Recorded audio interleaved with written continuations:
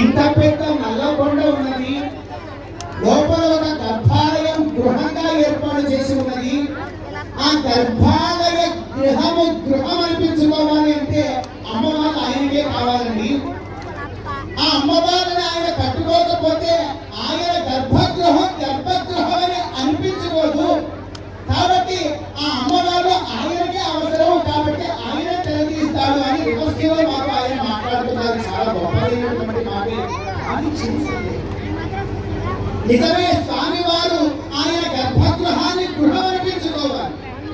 ఇలాంటి భక్తులు ఎంతమంది వచ్చినా వారి వారి యొక్క కోరికలన్నింటినీ కూడా తీర్చడానికి ఆయన ఎప్పుడు నిరంతరం సిద్ధంగా ఉండేటువంటి ఆ స్వామికి వచ్చేటువంటి అమ్మవారు ఇద్దరు ఎవరైతే ఉన్నారో వారిద్దరు కూడా నాథా, మనం మొట్టమొదట భక్తుల రక్షణమే ప్రథమ కర్తవ్యంగా పెట్టుకున్నాం, తర్వాత ఏదైనా అని అంటారా, లేకపోతే భోగవారసులుగా ఉంటారా అనే ఒక్క సందేహం దయచేసి తీర్చవలసిందిగా భావిస్తున్నాను. అమ్మవారు కోసం కట్టేస్తున్నాడు, మళ్ళీ ఆ పక్కనే కృష్ణస్వామి ఒక ఆలయంలో, ఒక అప్పాలయంలో, ఇతర దేవతలు అందరూ ఉండడానికి ఆ స్వామితో పాటు 5 దేవేరులతో ఉన్నారు. కాబట్టి చక్కగా ఒక కార్యక్రమం పెట్టుకున్నాడు. ఆ శ్రీకృష్ణుడికి అక్కడ ప్రత్యేకించి ఒక మండపం ఏర్పాటు చేశారు, అక్కడ ఒక ప్రతిష్ట కార్యక్రమం చేశారు. ఆయన ఒక గృహాన్ని శ్రీకృష్ణ ఈయన అక్కడ ఏర్పాటు చేశారు. ఆ పక్కనే మళ్ళీ మరో స్వామి, ఆయన పేరు రంగనాథ స్వామి వారి చక్కగా అక్కడ ఉండేటువంటి శక్తి అక్కడ నుంచి ఇంకోటి ఉంది. ఈ స్వామి వారికి ఒక్కరు గరుత్మంతుల వారు కింద ఉన్నారు.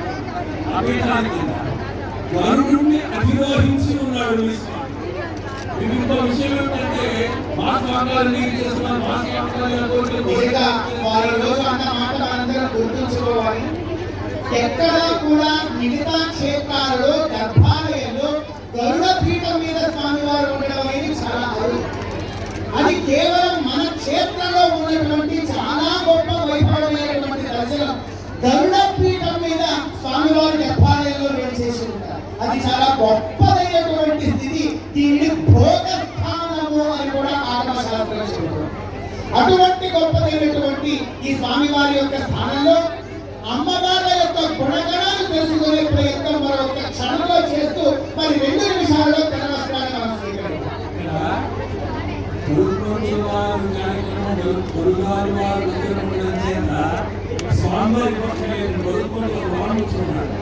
స్వామి